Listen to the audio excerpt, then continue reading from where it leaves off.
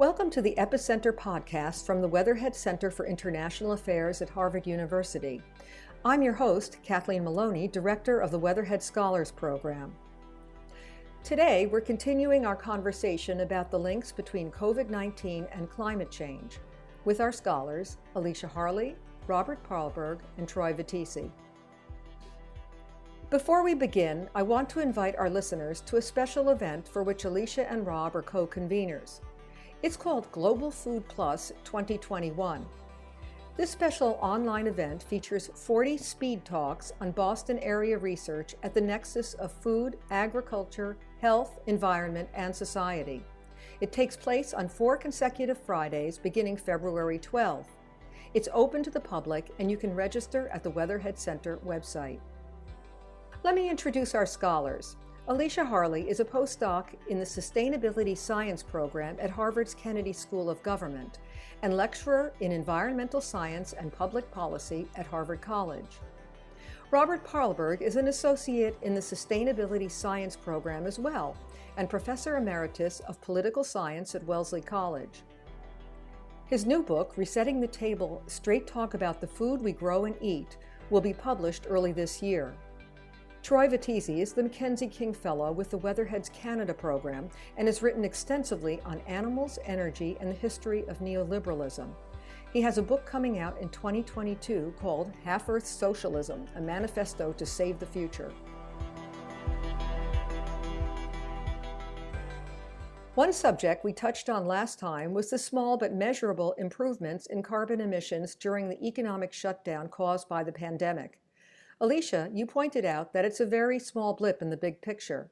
Can you say more about that? As Rob said, this was, just as much as we may be decreasing greenhouse gas emissions just in this 1 year, maybe 5%, we've also contracted the global economy by 5%, largely through these shutdowns, which were necessary for human health, but will lead to sort of massive human suffering in the form of food insecurity, both globally but also in the United States. And people that were already close to food insecurity were definitely pushed into it as their incomes declined and as the global economy contracted. So globally, food insecurity and those at the very margin has doubled from about 135 million to probably 265 million people this year. So that's a tremendous, sad impact of the coronavirus that we have to keep in mind as we're talking about its impact on agriculture. As Alicia mentioned, the pandemic made it harder for people to feed themselves. Yet ironically, the virus emerged from the very act of acquiring food, did it not? Rob, did you want to add to this? Well, I would just point out that that this particular virus came from a food system. It came from a traditional market in Wuhan, China. It is a zoonotic disease. The virus probably originated in horseshoe bats and was transmitted possibly to pangolins, which are sold in wet markets in China for their meat and also for their unique scales. And the virus then jumped to the human species through that system. It actually sometimes helps to have modern systems providing biosecurity in meat production and in meat consumption, including bringing food animals that we raise, including poultry and pigs, indoors. The transmission of zoonotic disease is actually reduced when you are raising pigs and poultry in biosecure conditions. This is why the government of the Netherlands last spring commanded that all of its farmers bring their poultry indoors following an outbreak of avian flu in Germany. But so I would emphasize the zoonotic disease problem here, and it's one after another. HIV was zoonotic. Probably the virus crossed from chimps into the human population early in the 20th century. Ebola was zoonotic in Africa. MERS, SARS, avian flu, swine flu, these zoonotic diseases all reached the human population because people were looking for food, they were shopping for food, they were hunting food, or they were raising animals that were exposed to high-risk animals in the wild. I think we need to reconfigure our understanding of COVID and other pandemics and pathogens as food system problems more often than we do. Troy, what are your thoughts on this? Sure. Yeah, I'll jump in. I think this idea that somehow we can control and predict outbreaks by if only we had factory farming for every single, domesticated animal, or if we just had programs like Predict that would track the emergence of any new zoonosis. If only we had those things, then we would be fine. I think it's analogous to trying to control the climate through geoengineering, as in if we just tinker with the atmosphere and spray perhaps calcium carbonate or spray sulfur, then we can get the thermostat right and we'll be fine. I mean, these systems are just way too complex to manage properly. And I think some humility is required to really deal with this problem properly. And this goes back to the 18th century. Edward Jenner wrote up on his experiments with smallpox, and he begins saying these diseases come because humanity has become too familiar with the animal kingdom. And this connection between people and animals and getting closer and closer is the ultimate cause of the problem. That was clear more than 200 years ago.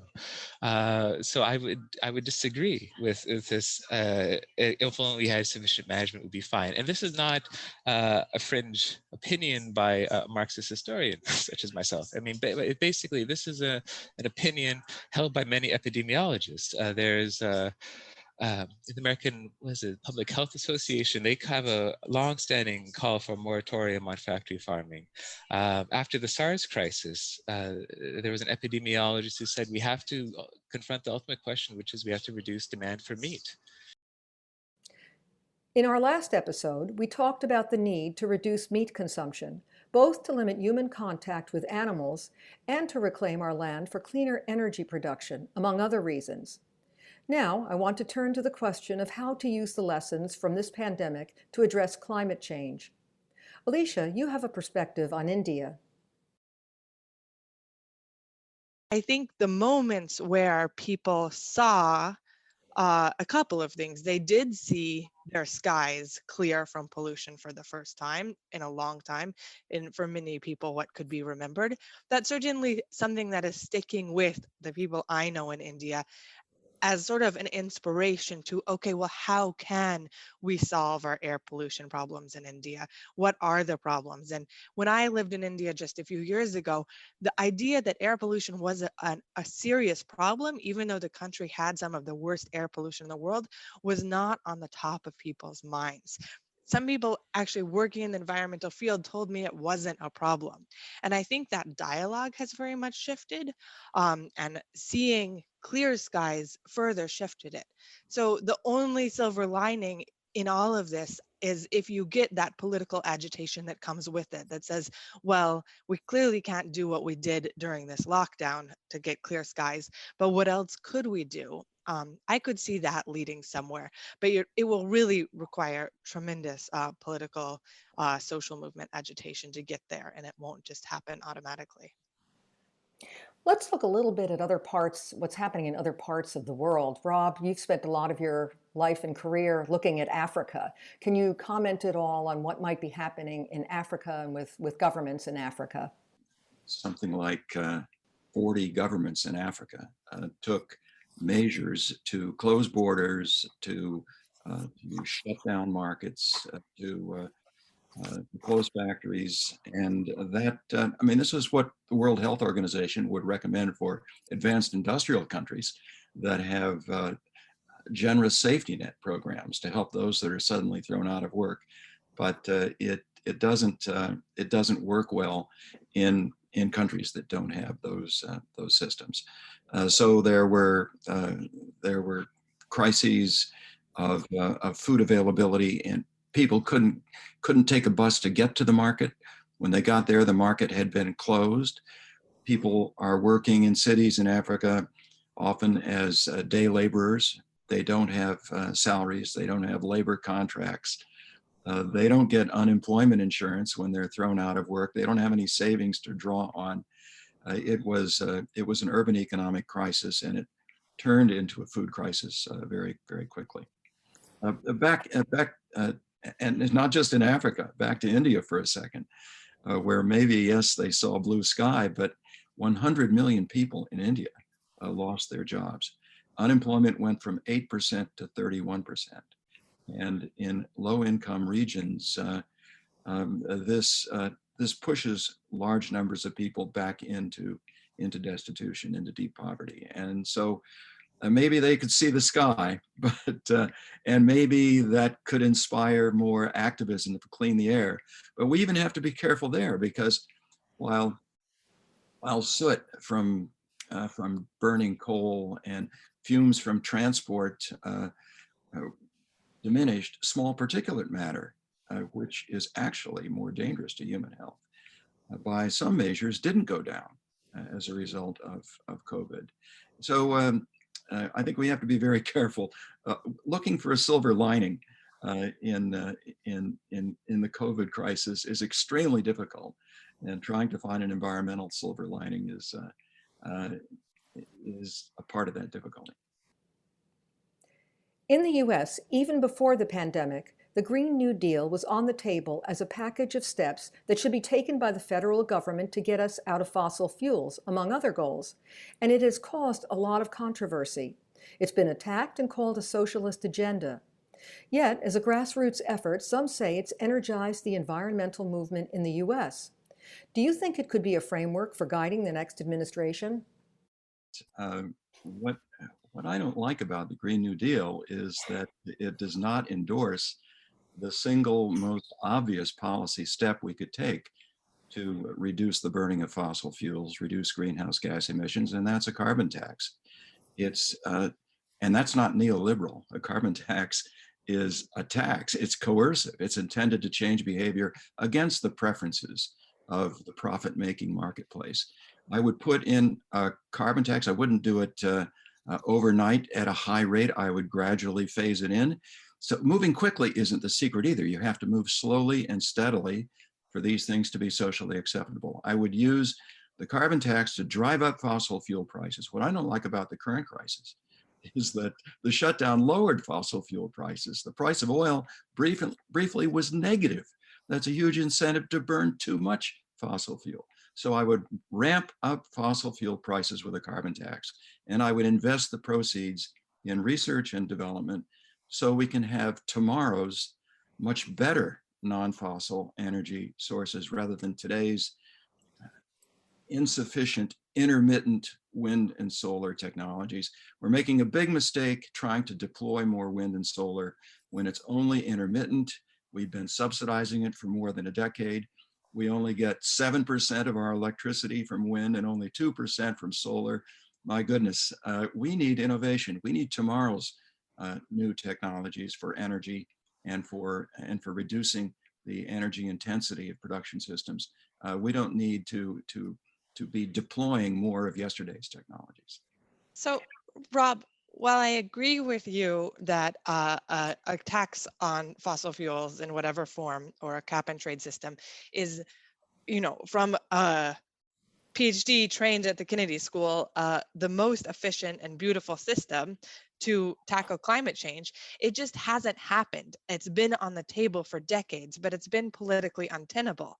So the fact that the language around the Green New Deal has been able to penetrate society and excite a grassroots movement, I don't think you can ignore that. Does that mean at one point we don't need a cap and trade or some kind of fossil fuel tax? Probably, but let's not dismiss the sort of political and grassroots excitement around a more just way of approaching this, just because it's kind of not the most efficient way. Hopefully at some point in the future, the two camps can marry or, find a way to get along. But I find it unnerving when us sitting here in academia critique a movement that's been very grassroots, just because it sort of isn't what we see as the most efficient or elegant way to address climate change. Troy, you've written about externalities, or the costs imposed on the environment from industry. How do you see the Green New Deal addressing this problem? Should a carbon tax be part of the solution?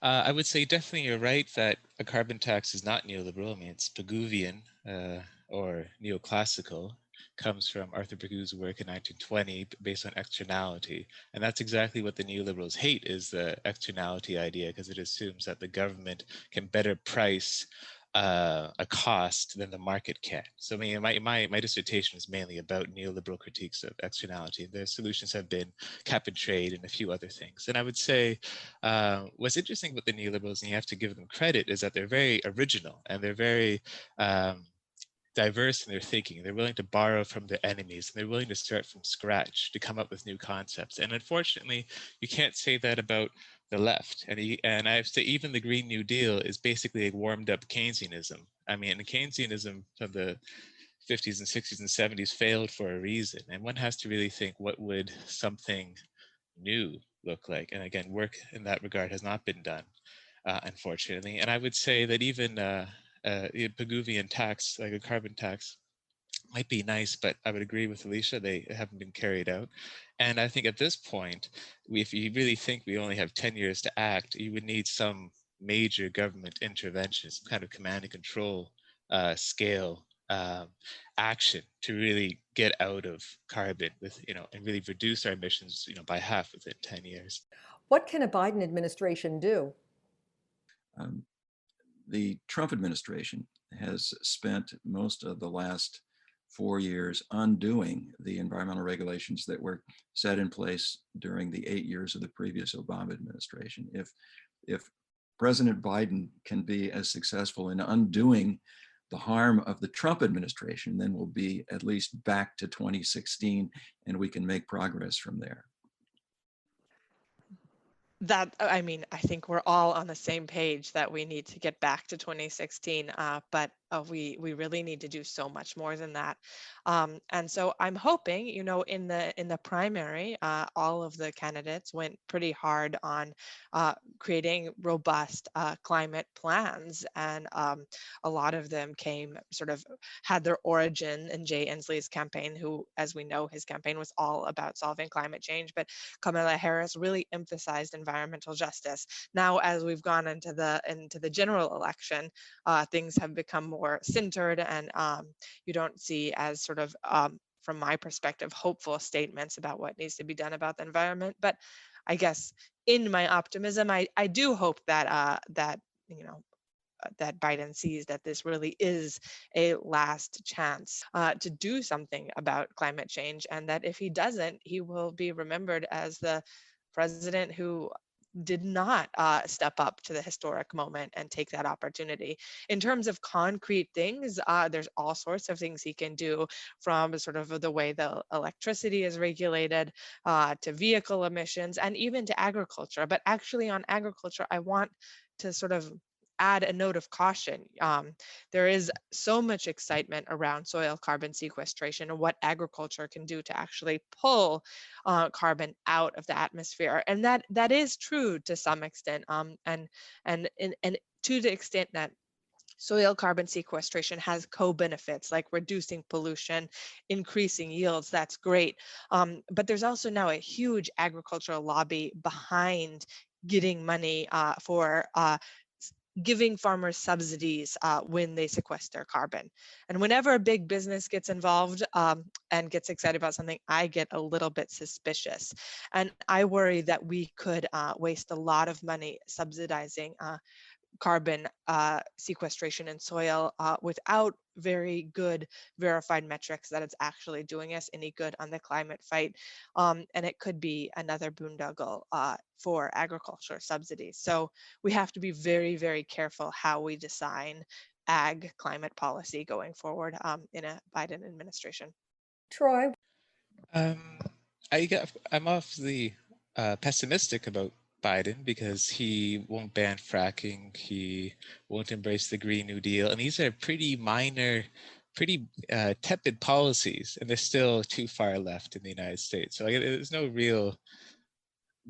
basis for hope, of course, right? But I think the bigger thing about the animal question that's so interesting is that lots of centrists, they want to say, oh, trust the scientists, believe the science and all that. But when it comes to animals, they don't, right? They say they won't listen to epidemiologists. They won't listen to the IPCC. They'll say, oh, we'll listen to the Breakthrough Institute and think about some way to get out of this. Or the whole thing about soil regeneration is ridiculous, to be honest. I mean, this is taken seriously. And I don't want to sound, again, like an angry vegan, because vegans are also terrible often, and they are not political enough, and they are utilitarian, and they're not they don't think about class, and they're obviously very tone deaf on disability rights and lots of other things. But there needs to be a way to politicize this issue, because there is really good science to think that we have to take this seriously, and it's just no movement on this. And again, if you have 10 years left, then we're really doomed, Biden or not. When it comes to weaning off fossil fuels and investing in renewable energy, what can we learn from other countries? My other complaint about the Green New Deal is that it doesn't leave a path open for nuclear power, which is a good way to generate electricity without so many greenhouse gas emissions. If you look at the experience of Germany, which has sworn off of nuclear power, versus France, which continues to embrace nuclear power, France is doing a far better job in reducing greenhouse gas emissions. Why isn't that a natural experiment that we can learn from? I don't understand why accidents with power reactors that were designed in 1960 and accidents that didn't produce anything like the devastation we're going to see from climate change.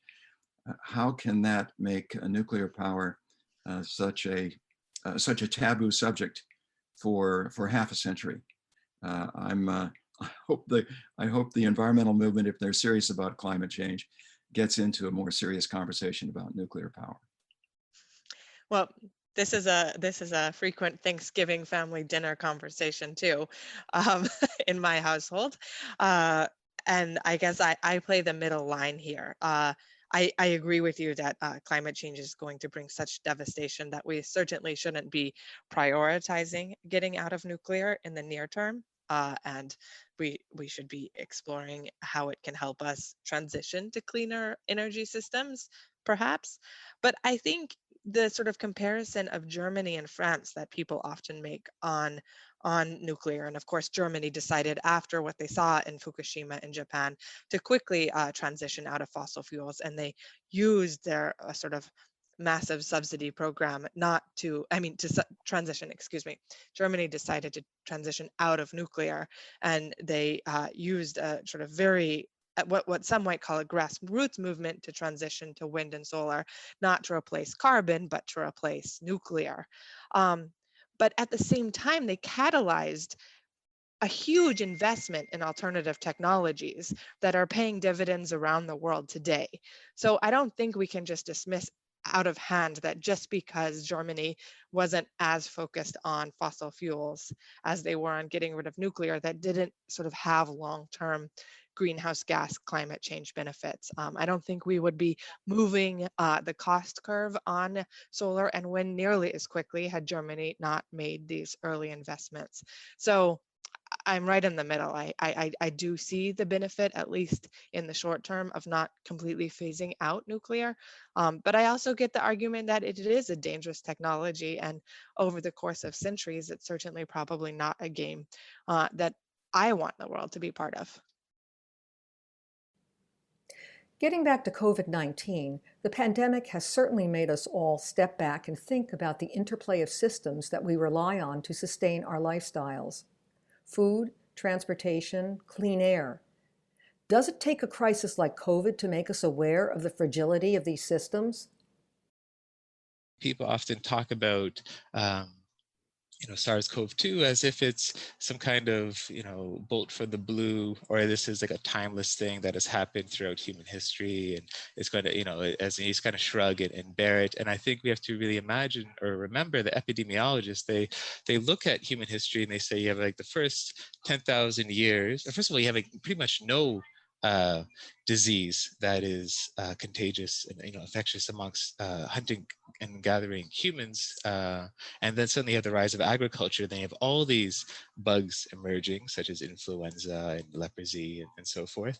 And then you have this 10,000 years of suffering, and then you have someone like Jenner and this revolution in 18th and 19th century medicine that leads to vaccines and leads to treatment and leads to antibiotics. And then so you have this period of around 150 years where you're actually rolling back and turning the tide on disease. And then since the 1970s, with this explosion of factory farms and deforestation across the world and the increase in meat consumption, then you're getting more and more disease. And these diseases, as Rob pointed out, they actually may date back to early in the century, but they don't become sustained in the human population until around the 1970s. And so this is and then suddenly you have everyone being quite worried about disease. I mean, you can look back to the 60s and early 70s, and people are saying, oh, in fact, the era of infectious disease is over. Like, if you're a student, don't study this, right? And then suddenly you have an explosion in zoonotics. So I think we have to really imagine that things are getting much worse. And the rate of new zoonoses emerging is increasing. And I think we should be scared. And again, we should be politicizing meat consumption. And you're saying it's authoritarian to make people reckon with the cost of meat consumption. But I think this is political like anything else. And I think this idea that, we can't ask people to do anything is the reason why the environmental movement is so feeble in the first place. And basically you're saying, maybe we'll have a Green New Deal, maybe we'll have electric cars and some renewables, but your life won't change. I think it's just childish to think that, to really see the crisis that we're in and to imagine that life won't change drastically. It's going to change no matter what. Either we're going to have geoengineering and climate emergencies and climate refugees and more epidemics, or we're going to have to really change how we live, as in this can't really go on. Again, the COVID crisis forces us to look at so many issues at the same time. We've talked about the relationship between humans, animals, and disease, all of which are exacerbated by how we use land and feed ourselves, which directly impacts the health of our planet. And the need for serious politics. It seems like each of these issues is worthy of a separate discussion. And at the same time, they can't all be dealt with separately because they're all completely intertwined. And I think that in the sort of beginning of the crisis, when people thought there were simple answers about COVID and the environment, was precisely the problem, as they did not see COVID and the environmental crisis kind of evolved in this complex adaptive system with lags and nonlinearities. So maybe understanding the complexity is a good thing to come out of this.